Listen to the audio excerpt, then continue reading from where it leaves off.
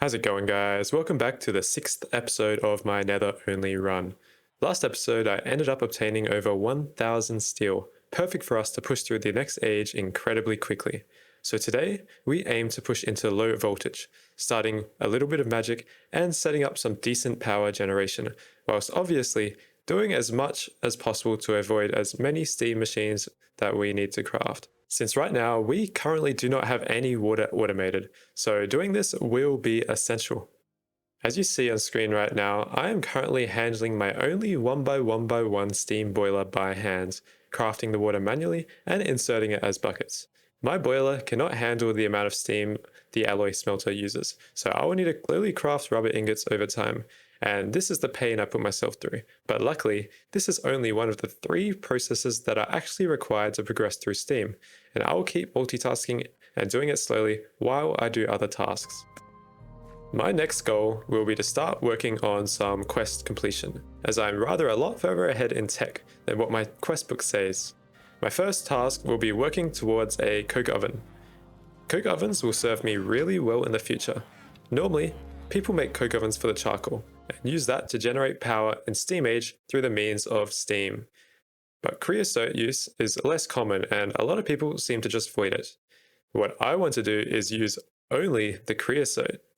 In a semi-fluid generator, yes, and that's a type of LV generator that you can craft straight away, creosote actually has a fuel value of 48,000 EU directly, which is kind of crazy good for LV and such an easy power source.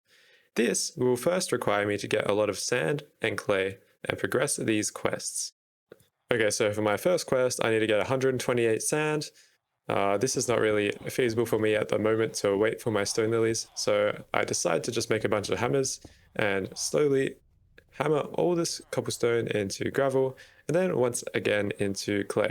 Then after this, I will need to make the coke oven, a bunch of charcoal, a bunch of cobblestone, work on the tinker's parts, finally progress into Steam Age, remake some steam machines. So I hope you guys are ready for the montage, as this was quite grindy.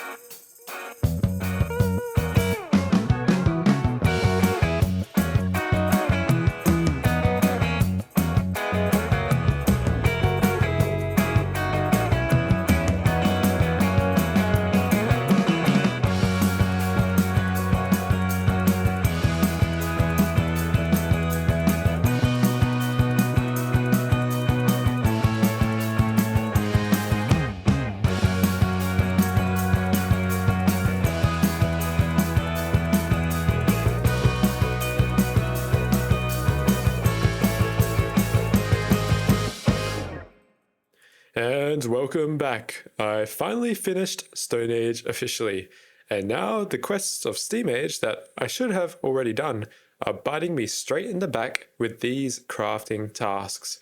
So I am going to have to craft double ups of each of these machines. Yay. This has probably happened to all of you guys, and it just makes it worse happening in the Nether, as a lot of these resources can be scarce and also annoying to craft, like tin. Bricks are also a pain in the ass since I don't have any structures to raid them from, so I have to make them all manually by hand, and all of their clay sourced by villagers, as you probably saw before. Luckily, I got a fair few of them, and it's quite a common trade now since I probably have hundreds of villagers in that farm right now. As you can probably hear in the game audio, I am very sorry about this. And here we shall put the graveyard of steam machines that we do not need and had to recraft. Luckily, I only have 3 of them, so yeah. I'm going to completely skip the steam macerator with my windmill, so that makes it super easy. So I want to replace these steam machines with LV1s ASAP. Looking at the quest book, our next task is red alloy ingots, then wire cutters, which should be easy, then crafting a piston, even though we have a couple stacks. Then we need to make the steam compressor, which apparently completed, but the other one hasn't, an extractor, and we should be able to go straight down into making our first LV components. So this shouldn't take too long.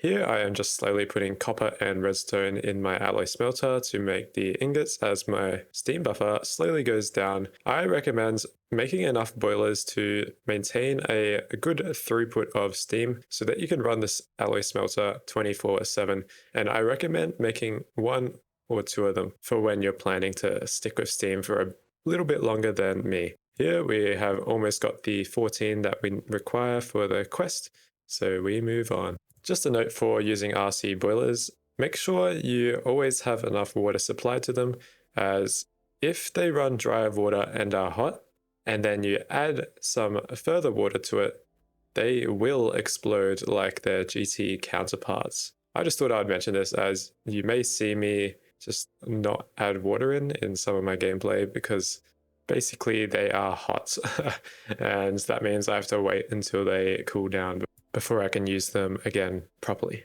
So now we are on to making just some wire cutters for the next quest. This should be easy. I've practically memorized all the GT tool recipes by now. So on to the piston. It looks like most of the components I have already crafted before and should have in my main tool station. And here we are, just need to craft a little bit of cobble. All the other stuff is done, and boom, there is our piston. Too easy. Now we should get the compressor task. For some reason, auto completed, even though we crafted the quest before unlocking it. Might have to instigate the Discord for that. And now we just need 8 steel for the quest. And let's go. Of course, Alumite is next, the thing we required for the tool forge we made last video.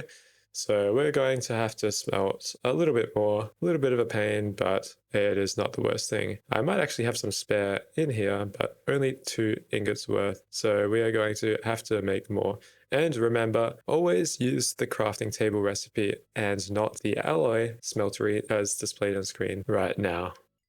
I hope you enjoy this riveting gameplay of me liquid XP crafting in buckets over and over again.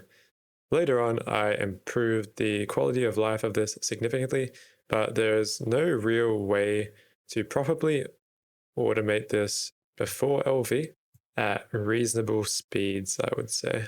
I think the earliest way that would actually be okay would require me to make some transfer nodes. Well, or I could just use a macro instead, but it's okay. Okay, my next task is crafting the raw iron. As you all probably know, raw iron can only be made early game with nuggets. I've got a pretty good tip for you if you want.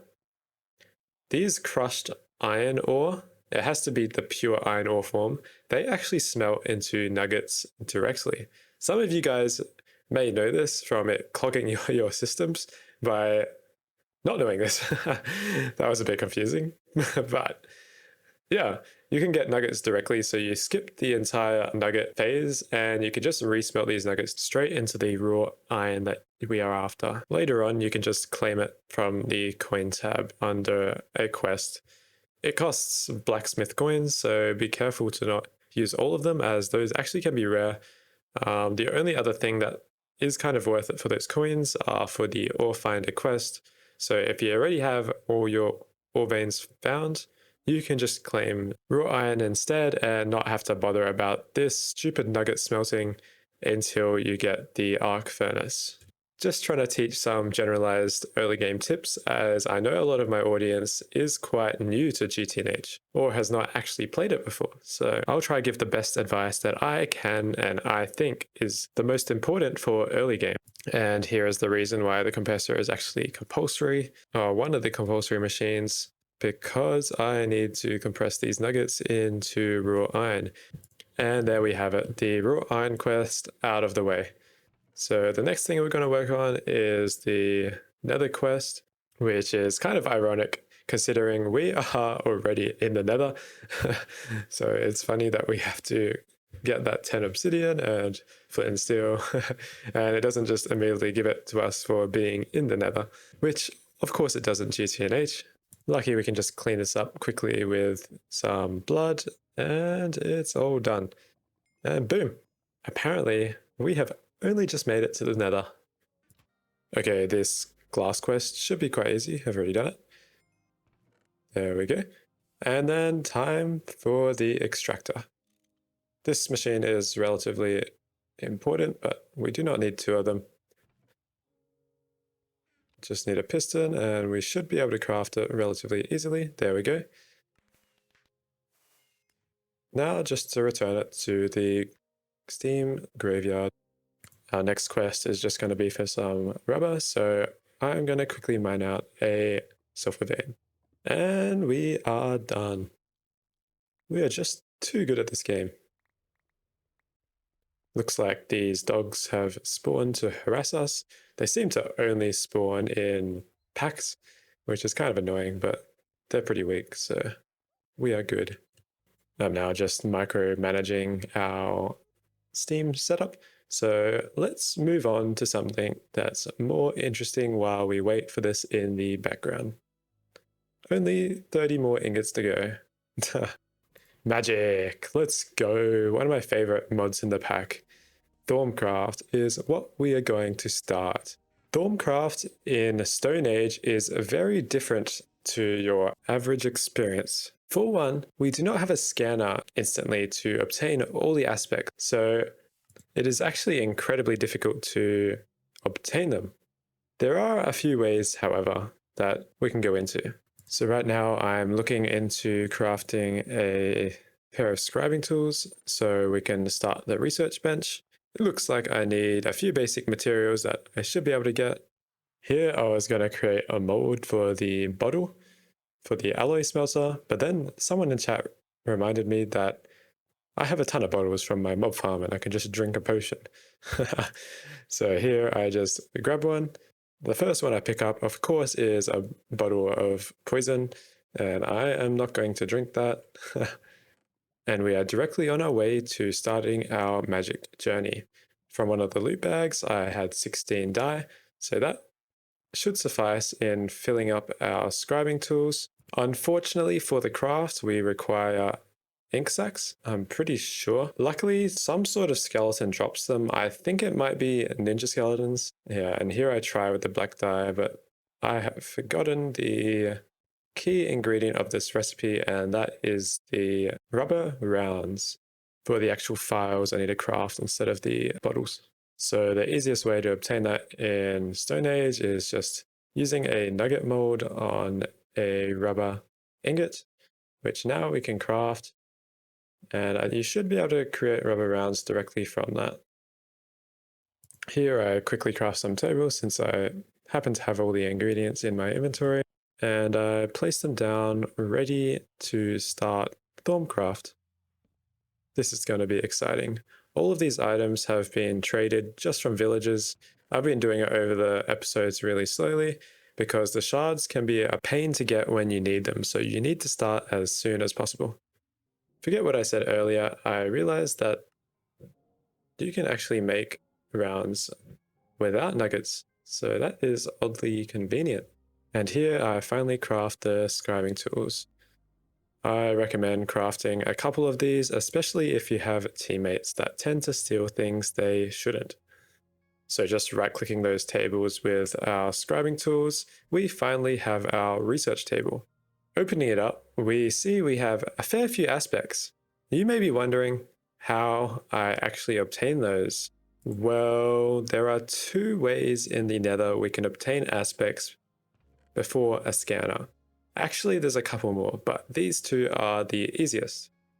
The first one is called using the Elder Wisdom enchantment. So during all my blaze farming, I have made sure to use all the swords that I obtain that contain the enchantment Elder Wisdom. This enchantment, when killing enemies, has a percentage chance to give you aspects from killing them, which is convenient for us. The other way is by using knowledge fragments. Knowledge fragments can be obtained by trading with villagers. This is by far the easiest way to obtain all the primal aspects and can help a lot, and you can actually obtain a fair few of them. Then for the rest of the aspects, we can just combine all of them by dragging aspects over one another in the inventory. So the first two researches that you want to get are Research Mastery and Research Expertise. This first one will show us all the combinations that we need for which aspects can connect to what and what they are made up of. Combining aspects are actually easier than those scanning quests. Here's me combining aspects at 2500% speed, trying to follow this group of images that I have saved in another Discord. Let's just say the stream helped out a lot in figuring these out with me. And here we go. This is our first research we are completing. Thaumcraft research is quite easy. All you have to do is figure out what connects to what. It's just the first one is very annoying. I do recommend using a calculator just for this one. I ended up using a calculator for a few of them just because I am so limited on aspects and it really makes it a lot easier. Now time for our second research, the Research Mastery. This research will let us save points when we remove aspects from the table. Just gives us a higher chance of getting them back. Can't remember the exact amount, but it does. Now we just put it in the table and we see it's a bit bigger, but we have all the aspects unlocked. And now that we did our previous research, we can see all the combinations on the screen for each of the aspects. This makes it much easier, especially if you are new, to figuring out these patterns. Normally, there is a certain pattern in GTNH, and it's called Auto Instrumentum Span. These two aspects you get a ton of from just scanning machines, and almost every single aspect in the game can just be directly linked to one of those in just a couple different combinations. Once I get a scanner, you will be seeing me use this method in the future. But for now, I need to stick to the calculator and try to preserve as much aspect as I can so I can continue researching pre-LV. The main researches that I am going to want for now is just Lazulia. Lazulia is going to be super useful for us as it allows us to obtain the lapis. I think it's one of the few ways we can obtain it other than the IC2 crop Lazulia, but this one can be bone milled. And lapis is a priority right now, so we can get fortune and looting on our tools. Fortune for mining and looting just for general mob drops. Other notable researches that we are going to be doing later will be Redlon, Ore Bores, Rainbow Cactus, the Curative Vat, and Infusion, of course. That being said, magic is a lot more useful early game in a nether run than a normal run. But don't get your hopes down, there are still plenty of benefits you can gain. However, in a normal run, you would normally start magic at LV. I've actually written a script for a magic tutorial for beginners, so let me know if you want to see that and I'll try to pump that video out. And there we go, our first warping research. Hopefully that can give us some eggs. The eggs would be kind of useful right now because I can just spawn chickens. And that would be my first passive mob. So now let's just speed through the rest of the research for the Lazulia crop.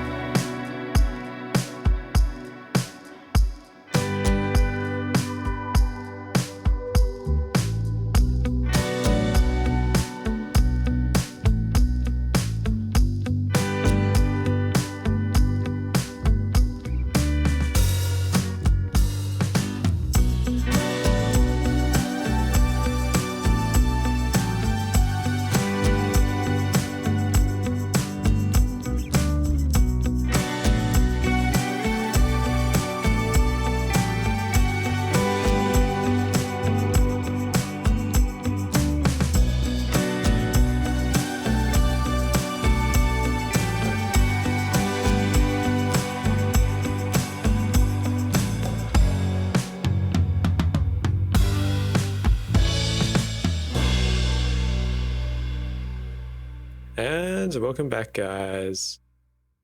So during that montage, you have seen me build this skeleton farm.